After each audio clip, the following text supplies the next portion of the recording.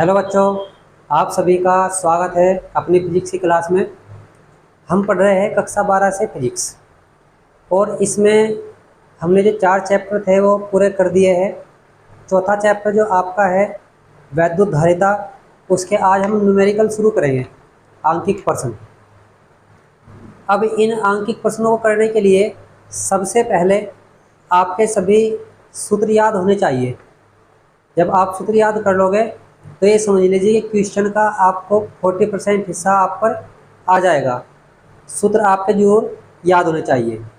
उसके बाद जब हम क्वेश्चन करेंगे तो क्वेश्चन से वैल्यू को किस प्रकार निकालते हैं, किस प्रकार क्वेश्चन में रखते हैं, कैसे कैलकुलेशन करते हैं, आपको बहुत अच्छे से इजी तरीके से सिखाएंगे। तो चलिए क्वेश्चन करते हैं। सबसे पहले जो वैद्युत धारिता चैप्टर है उसमें आपके 3 फॉर्मूले ये आपको देखने हैं। पहला फॉर्मूला, चाहे आपका कोई चालक हो या संधारित्र हो, चालक या संधारित्र की धारिता, इसकी धारिता क्या सूत्र होता है? C बराबर Q अपॉन V। ठीक है, Q संधारित्र की प्लेटों पर आवेश होता है और V प्लेटों के बीच विभवांतर। और यदि चालक की बात करूं तो Q चालक को दिया गया आवेश और V है चालक के विभव में वृद्धि। दूसरा फॉर्मूला क्या होता है? दूसरा होता है विलगित गोलीय चालक की धारिता। C बराबर 4 pi epsilon not K into R। ठीक है, और यदि मैं वायु संधारित्र की बात करूं तो C नोट होगा 4 pi epsilon not into R। अब आपको इसमें यह याद रखना है कि 4 पाई एप्सिलॉन नोट की जो वैल्यू होती है 1/9 गुना 10 की घात 9 होती है। तो जब भी कभी फॉर्मूला आपको लगाना होगा तो 4 पाई एप्सिलॉन नोट की वैल्यू आप लगा दोगे 1/9 गुना 10 की घात 9। ठीक है, तीसरा फॉर्मूला आपका किसके लिए है? समांतर प्लेट संधारित्र के लिए। समांतर प्लेट संधारित्र, समांतर प्लेट संधारित्र की धारिता। तो जो समांतर प्लेट संधारित्र होता है उसकी धारिता होती है C बराबर K epsilon note A upon D। ठीक है, और यदि प्लेटों के बीच वायु भरी हो तो फिर होगा epsilon note A upon D। तो ये 2 फॉर्मूले हैं। ये कब है? जब प्लेटों के बीच कोई प्रावैद्युत पदार्थ रखा हो, और ये तब लगेगा जब प्लेटों के बीच वायु भरी हो। तो ये 3 फॉर्मूले हैं, इनका आप स्क्रीनशॉट ले लीजिए, फिर मैंने साफ कर देता हूँ। तो अब इन तीनों ही सूत्रों पर आधारित कुछ क्वेश्चन करेंगे। देखिए, पहला क्वेश्चन जो आपका है वो आपकी स्क्रीन पर दिखाई दे रहा होगा। तो पहला क्वेश्चन क्या है आपका कि एक गोलाकार चालक की त्रिज्या 9 सेंटीमीटर है। मतलब एक गोलाकार चालक है और उसकी त्रिज्या कितनी है? उसकी गोलाकार चालक की जो त्रिज्या है, गोलाकार चालक की त्रिज्या वो आपको दे रखी है R बराबर कितनी? 9 सेंटीमीटर। ठीक है, अब आपको याद रखना है कि जो आपका 9 सेंटीमीटर है कितना, अभी आप दशमलव में कंफ्यूज मत हो जाइएगा, कितना है? 9 सेंटीमीटर। अब सेंटीमीटर में होते हैं 10 की घात -2 मीटर। ठीक है, हमने क्या किया है? 1 सेंटीमीटर बराबर रख दिया है 10 की घात -2 मीटर। उसके बाद आपको क्या दिया है? इसकी धारिता तथा उस आवेश की गणना कीजिए जिससे इसका जो विभव है वो 1000 वोल्ट हो जाए। तो विभव कितना दे रखा है? विभव V दे रखा है 1000 वोल्ट। निकालना आपको क्या है, एक तो धारिता निकालनी है, ठीक है ना, धारिता C की वैल्यू निकालेंगे और किसकी निकालेंगे, आवेश, आवेश Q निकालना है। तो ये आपके पास दो वैल्यू है और दो वैल्यू आपको निकालनी है।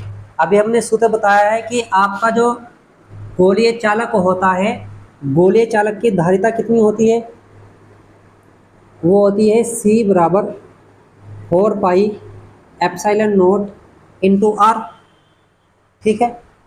अगर प्रश्न में K की वैल्यू ना दी हुई हो तो वायु संधारित्र ही होता है, ठीक है। तो अब वैल्यू रख दीजिए, 4 पाई एप्सिलॉन नॉट की वैल्यू कितनी होती है, 1/9 गुना 10 की घात 9, और आर की वैल्यू आपके पास कितनी है, स्मॉल आर रख लीजिए, वो है आपके पास 9.0 गुना 10 की घात -2, ठीक है ना इतनी बात।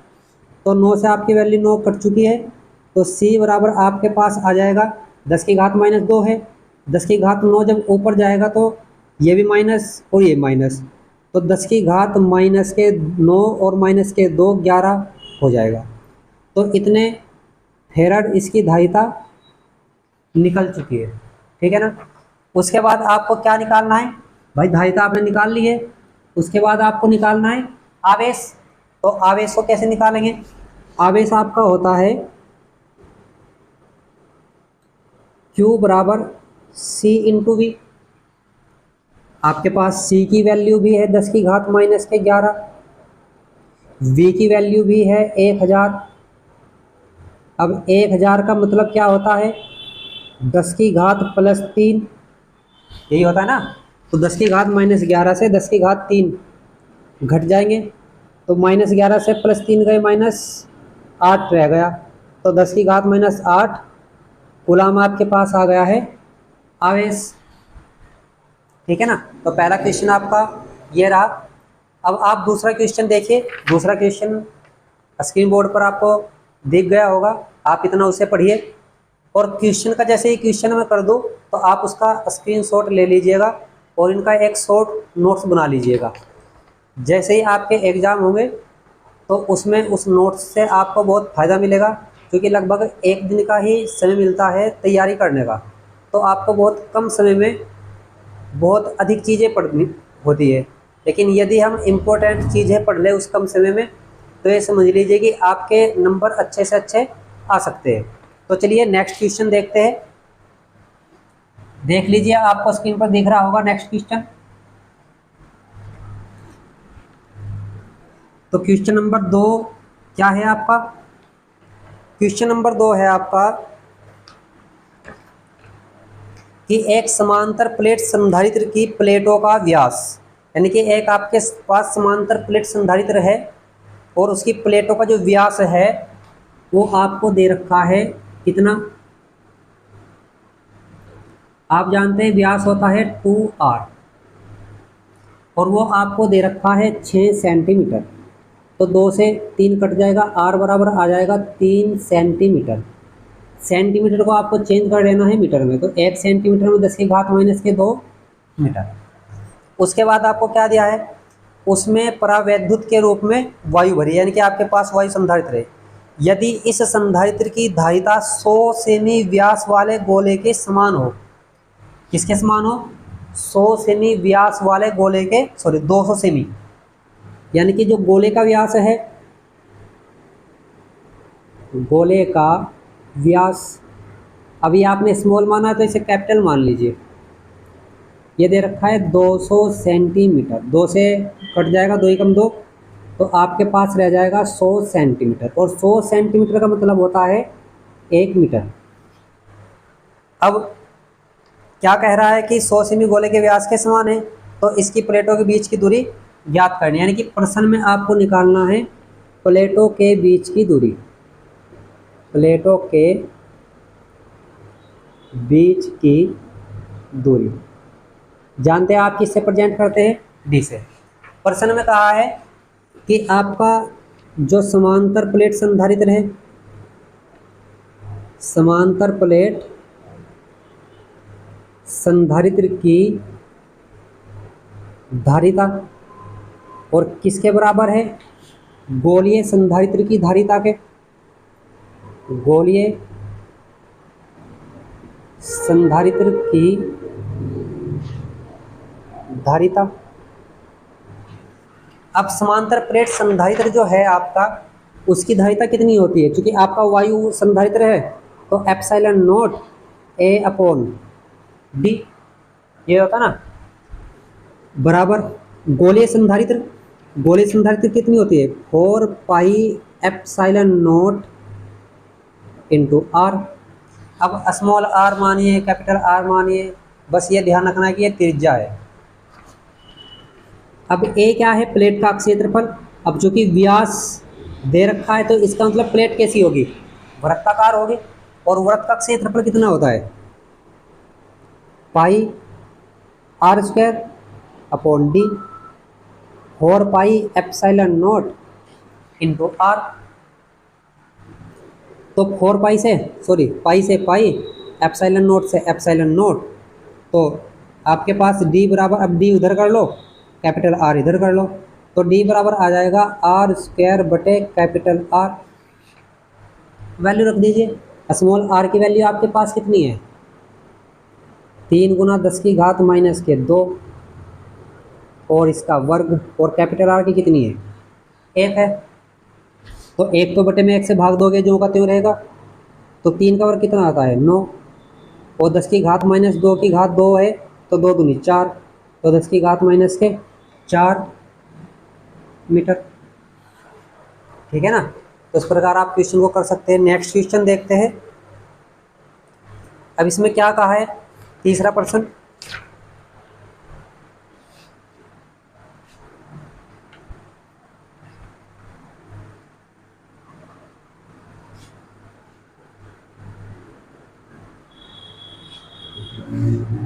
तीसरे प्रश्न में आपको क्या दे रखा है,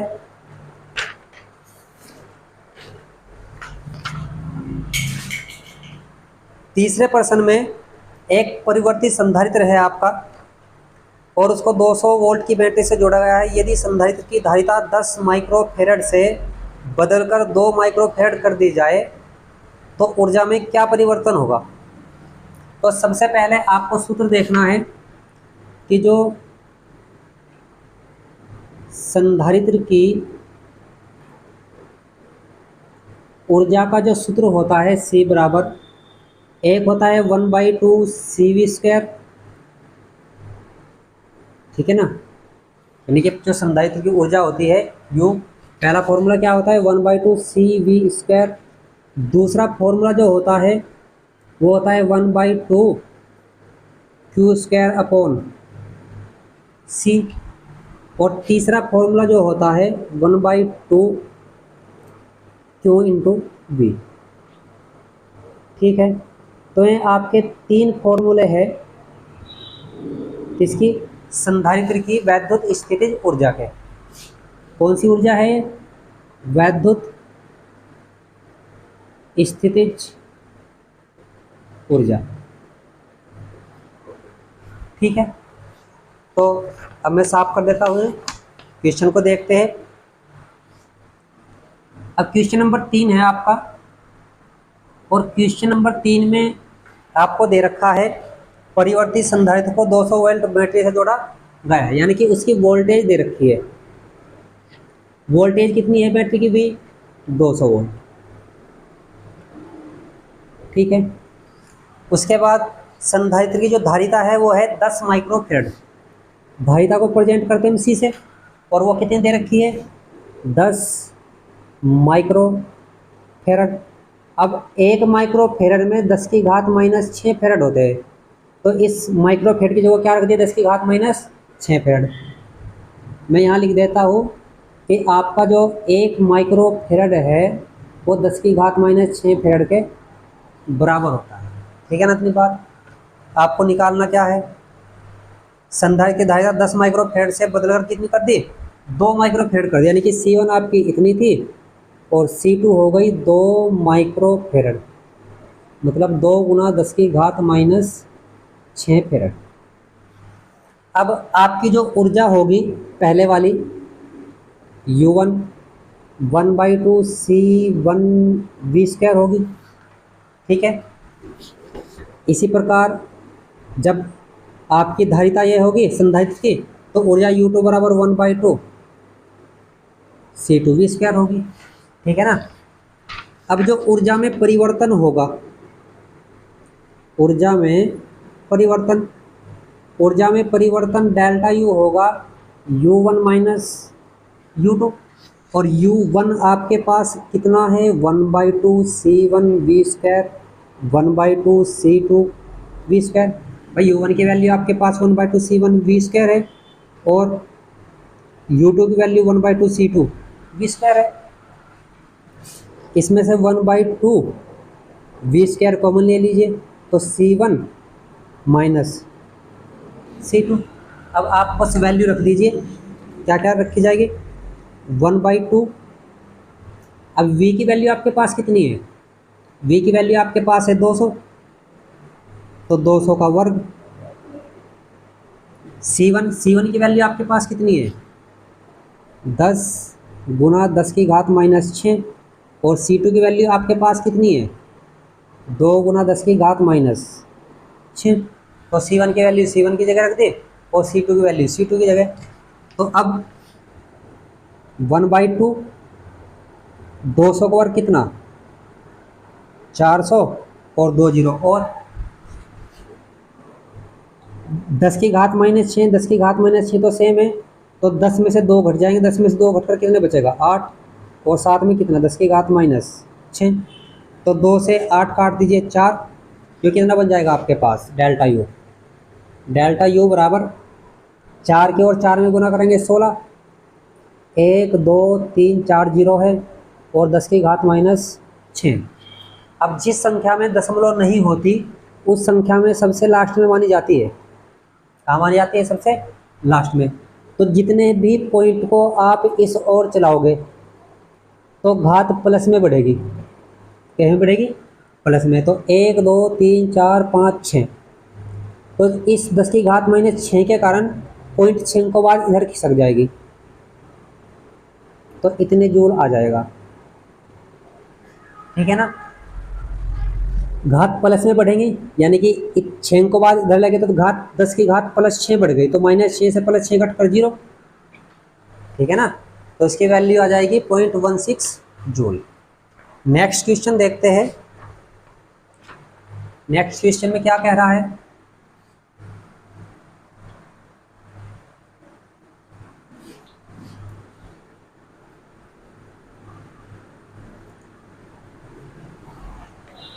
अब क्वेश्चन नंबर आपका है चौथा। इसमें कहा है कि एक समांतर प्लेट वायु संधारित्र की धारिता कितनी है, यानी कि वायु संधारित्र समांतर प्लेट, उसकी जो धारिता दे रखी है आपको वो दे रखी है 16 पिको फैरड। कितनी 16 पिको फैरड।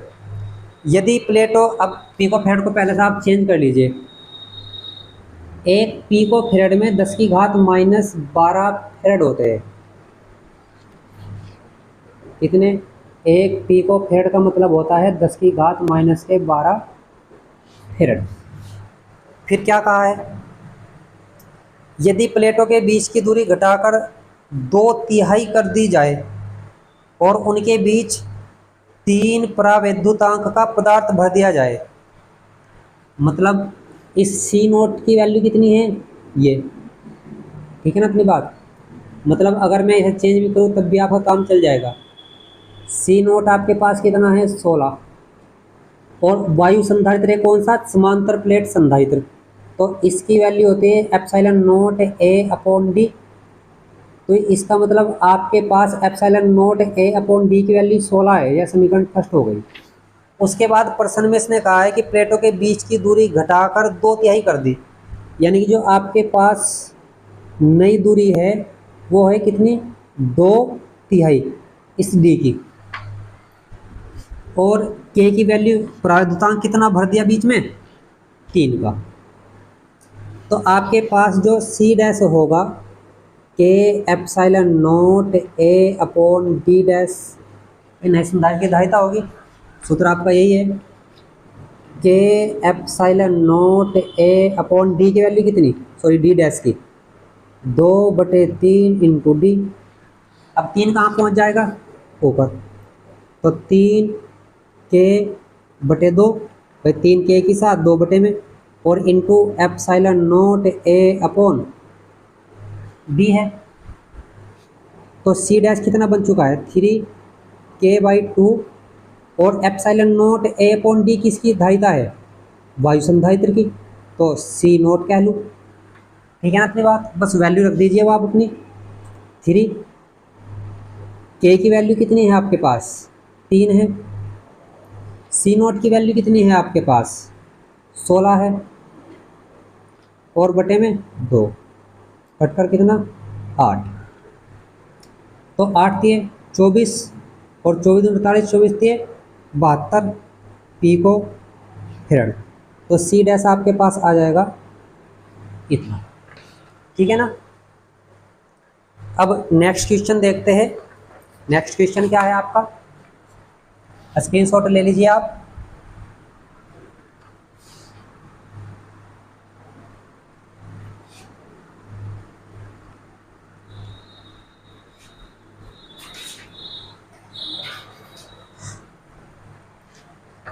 क्वेश्चन नंबर 5 में आपको क्या दिया है कि 10 माइक्रोफैराड धारिता के एक संधारित्र का विभवांतर 100 वोल्ट से 200 वोल्ट कर देने पर उसकी ऊर्जा में वृद्धि पूछ रहा है। यानी कि आपके पास जो सी है वो कितना है 10 माइक्रोफैराड, मतलब 10 गुना 10 की घात माइनस 6 फैराड।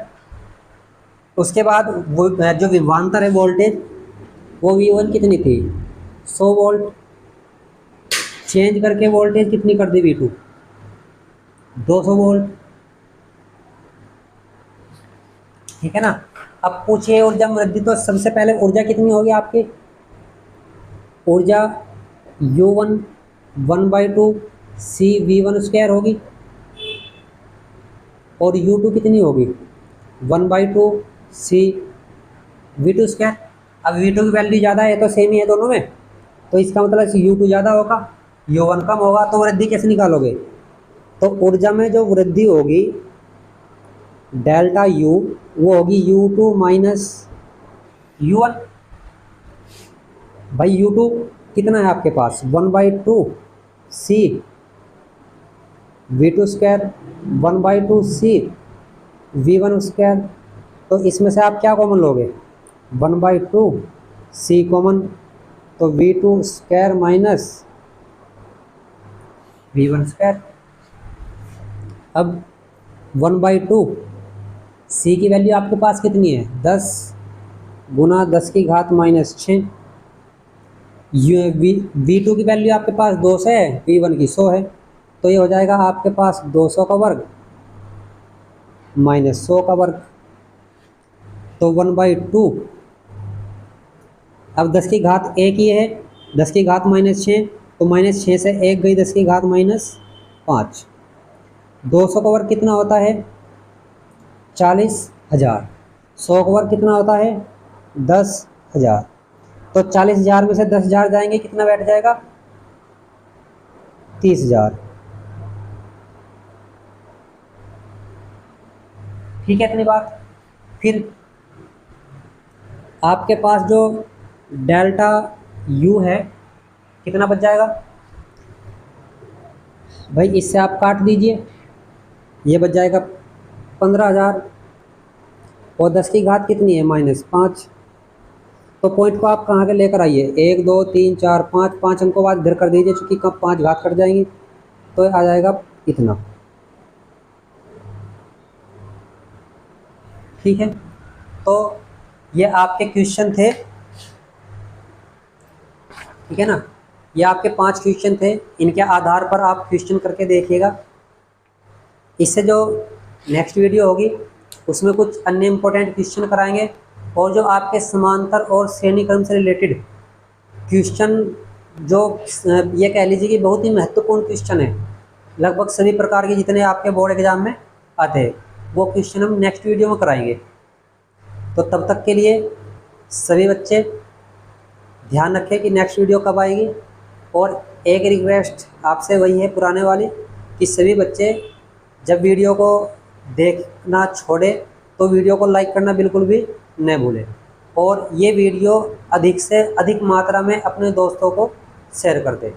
यदि कोई बच्चा चैनल पर नया है तो चैनल को सब्सक्राइब कर दे। ठीक है, आशा करता हूँ आपकी पढ़ाई अच्छे से चले, आपके बोर्ड एग्ज़ाम में अच्छे से नंबर आए।